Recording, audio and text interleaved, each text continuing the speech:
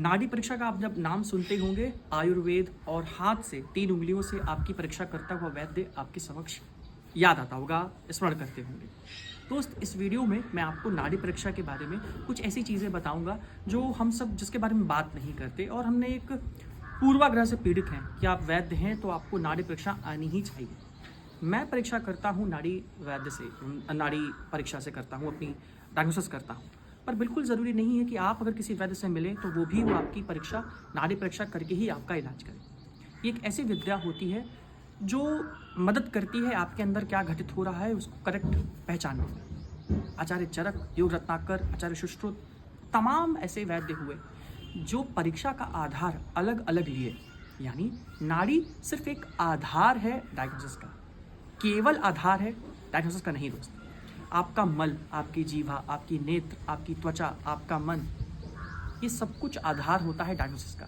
जब आपका वैद्य बहुत ही पढ़ा लिखा होता है, बहुत ही वेल क्वालिफाइड होता है, अनुभवी होता है, आपके चलने के तरीके से, आपके बाल के तरीके से, बोलने के तरीके से, शब्दों के गैप में से भी वो आपकी चिकित्सा सूत्र बना सकता है।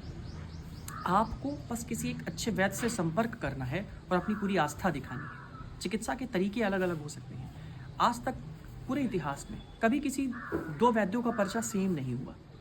दोस्त, उसका रीज़न यही है कि हम आपकी बॉडी में अलग तरीके से देख रहे होते हैं चीज़ों को, वात पित्त कफ को, और अलग डायग्नोसिस बना रहे होते हैं, इसीलिए औषधियाँ अलग अलग होती हैं। आयुर्वेद में चिकित्सा का आधार सिर्फ एक नहीं होता, चिकित्सा भी सिर्फ एक नहीं होती। अलग अलग माध्यम से हम सिर्फ एक ही जगह पहुँचने की कोशिश कर रहे होते हैं। नाड़ी परीक्षा को गुरु शिष्य परंपरा से ही सीखा जा सकता है। कोई भी किताबों में इसका जिक्र स्पष्ट रूप से कभी नहीं मिलेगा। आपको अलग अलग जानवरों के आधार पर, गति के आधार पर नाड़ी परीक्षा बताई जाएगी, पर इसकी असली समझ एक पारंगत गुरु ही अपने शिष्य को दे सकता है, और बिना गुरु कृपा के इसको सीखना अवैध भी माना गया है। इसीलिए शास्त्रों में सुपात्र की कल्पना की गई है, जो इस ज्ञान को संभाल पाए और सही से समाज का कल्याण कर पाए, इसीलिए सुपात्र कल्पना की गई है। पर इसका बिल्कुल भी मतलब नहीं कि हम काबिल नहीं हैं, या जिसे नाड़ी परीक्षा नहीं आती वो अपने आप को हीन दृष्टि से देखना शुरू करे।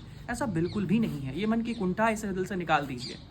आपको सिर्फ एक मार्ग चुनना है और उसी में अपने आप को सबसे पारंगत करना है, ताकि आप अपने रोगी की ज़्यादा से ज़्यादा मदद कर पाएँ कम से कम समय में। क्योंकि आयुर्वेद की सिर्फ 2 खूबसूरती है, correct diagnosis and pure medicine.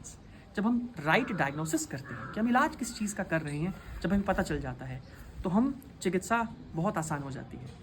क्योंकि औषधियाँ तो हज़ारों हैं, डायग्नोसिस एक हो सकती है। इसीलिए सही वैद्य चुनिए, सही आयुर्वेद चुनिए, अपने लिए, अपनों के लिए। नाड़ी परीक्षा सबसे पहले।